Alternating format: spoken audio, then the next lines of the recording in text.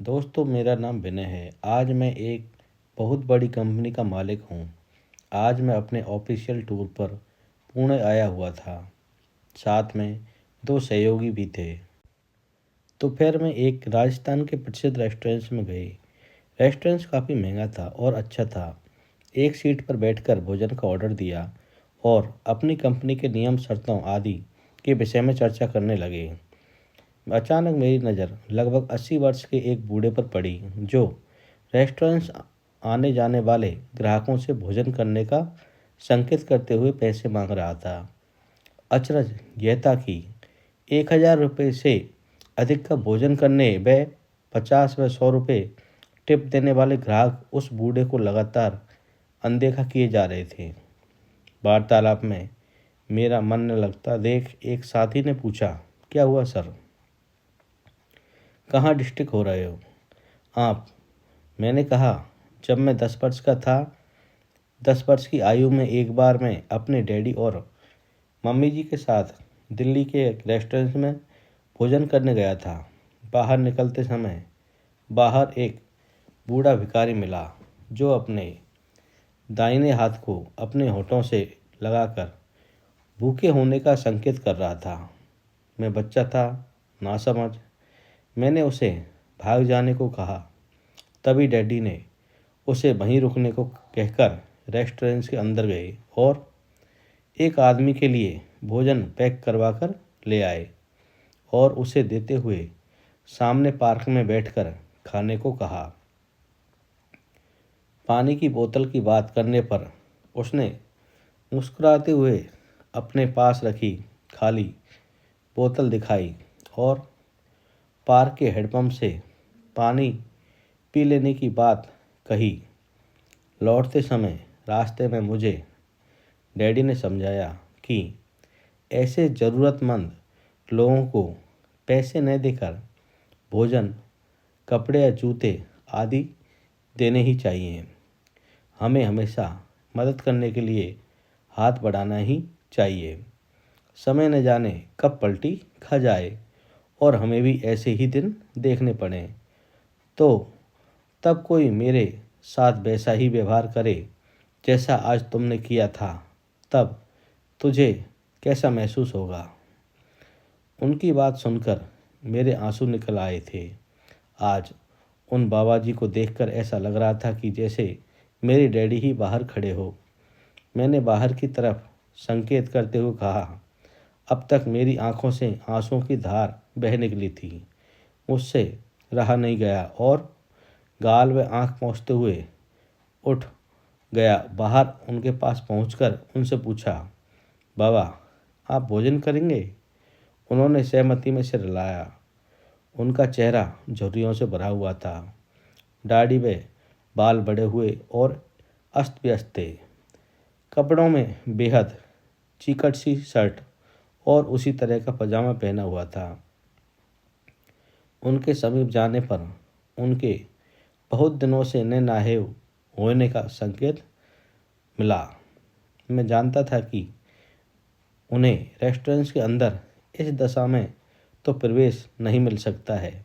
अतः गार्ड से परमिशन लेकर उन्हें वहीं सीढ़ियों पर एक किनारे बैठा दिया और मैं अंदर गया। मेज पर थालियां लगाई जा चुकी थी और दोनों सहयोगी हैरानी से मुझे देख रहे थे और प्रतीक्षा भी कर रहे थे। मैंने एक दृष्टि भोजन पर डाली और उन्हें खाने के लिए कहकर मैनेजर की तरफ बढ़ गया। मैनेजर को सारी बात बताई और उनसे कहा कि क्या वह 2 थाली में हमें सीढ़ियों में बैठकर खाने की अनुमति देंगे। मेरी बात का उत्तर दिए बिना मैनेजर काउंटर से बाहर निकला और सीढ़ियों पर बैठे बाबा को देखा और फिर मुझे देख फिर बोला, मैं तो इन्हें कई वर्षों से यहाँ की सड़कों पर और भोजन के समय यहाँ रेस्टोरेंट की पार्किंग में खड़े होकर भीख मांगते हुए देखता चला आ रहा हूँ। वो तो ठीक है, किंतु आज हमें यहाँ भोजन करने देंगे या फिर हम पैक करवा कर ले जाएं? नहीं नहीं, आप परेशान न हो। मैं व्यवस्था करता हूँ। फिर उन्होंने एक गार्ड से कहा कि बाहर वाली सीढ़ियों से बाबा को ले जाकर ऊपर की मंजिल में बने विशिष्ट लाउंज में ले जाएं। फिर वे मुझसे बोले, कृपया आप अपने मित्रों के साथ अंदर वाली सीढ़ियों से ऊपर ही चले जाएं।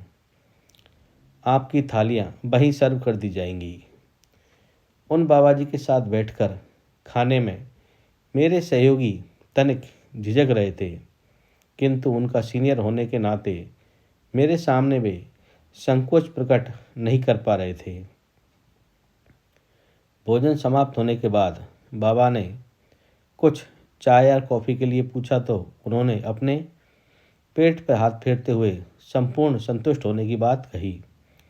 इसी समय वेटर बिल लेकर आया। मैंने देखा तो पाया कि उसमें 4 थालियों का विवरण तो था, किंतु मूल्य के स्थान पर शून्य अंकित था। मैंने आश्चर्य से वेटर को देखा तो उसने पीछे की तरफ संकेत किया, जहां रेस्टोरेंट का मैनेजर खड़ा मुस्कुरा रहा था। उसने आगे बढ़ते हुए कहा, महोदय, आज आपका लंच हमारे रेस्टोरेंट की तरफ से ट्रीट समझ लीजिए। मैंने अपने व्यापारिक जीवन में अमीर से अमीर ग्राहक देखे हैं, किंतु साहस, सिद्धांतों और मानवता का इतना धनी व्यक्ति पहली बार देखा है। धन्य आपके संस्कार और आपके माता पिता। आपका बहुत बहुत धन्यवाद जो आप हमारे ग्राहक हैं। आज आपसे मुझे बहुत बड़ी सीख मिली है सर, और मैं आपसे विनती करना चाहता हूं कि कृपया मुझे भी आज इस पूर्ण कर्म का लाभ लेने दीजिए।